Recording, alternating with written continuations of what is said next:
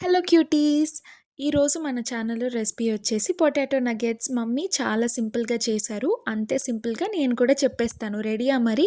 First ఒక 2-3 potatoes ఈ సైజులో ఉన్నవి తీసుకోండి.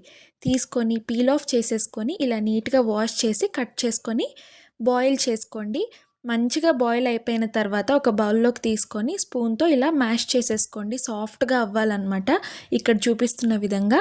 ఇట్లా అయిన తర్వాత దీనిలోకి మెజర్మెంట్‌గా 2 స్పూన్స్ ఆఫ్ కార్న్‌ఫ్లోర్ యాడ్ చేసుకోండి. మీ అందరికీ తెలుసు కదా కార్న్‌ఫ్లోర్.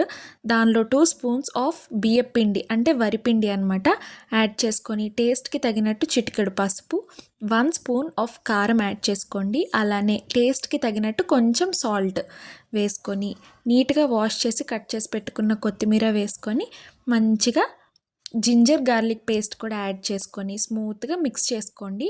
ఇది ఒక పిండిలాగా ఇట్లా డోలా చేసి పక్కన పెట్టేసుకోండి. ఈలోపు ఒక బాండి తీసుకొని ఆయిల్ వేసి బాగా హీట్ అయ్యేలోపు మనం పొటాటో నగ్గెట్స్ మిక్స్చర్ ఉంది కదా, దాన్ని ఇట్లా ఈ షేప్లో ఒత్తుకోండి. స్లోగా ఏ షేప్లోనైనా చేసుకోవచ్చు. ఇక్కడ మేమైతే నగ్గెట్ షేప్లో చేసామన్నమాట, క్యూట్గా బాగుంటాయని. ఇదిగో ఆల్మోస్ట్ అయిపోయినాయి. నేను మమ్మీ కలిసి చేసాము.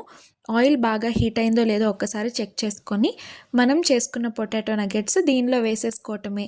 అండ్ ఇంకొక ఇంపార్టెంట్ విషయం ఏంటంటే ఇది ఎప్పుడు మీడియం ఫ్లేమ్లోనే పెట్టుకోవాలి. అప్పుడే మంచి కలర్ లోపల కూడా బాగా కుక్ అవుతుందన్నమాట. కుక్ అయిపోతున్నాయి మన పొటాటో నగ్గెట్స్. ఆల్మోస్ట్ అయిపోయినట్టే. చూడండి, గోల్డెన్ కలర్లో వచ్చి మంచి షైనీగా ఉంటాయి అన్నమాట. ఇవి వంట రాలేని వాళ్ళు కూడా ఒక 5 మినిట్స్లో చేసేసుకోవచ్చు. సో ఈసారి తప్పకుండా ట్రై చేయండి ఎప్పుడైనా మీరు ఫ్రీగా ఉంటే. And thank you all for watching. ఇలాంటి మంచి రెసిపీస్ ఇంకా నేను ఎన్నో మీ ముందుకు తీసుకొస్తాను.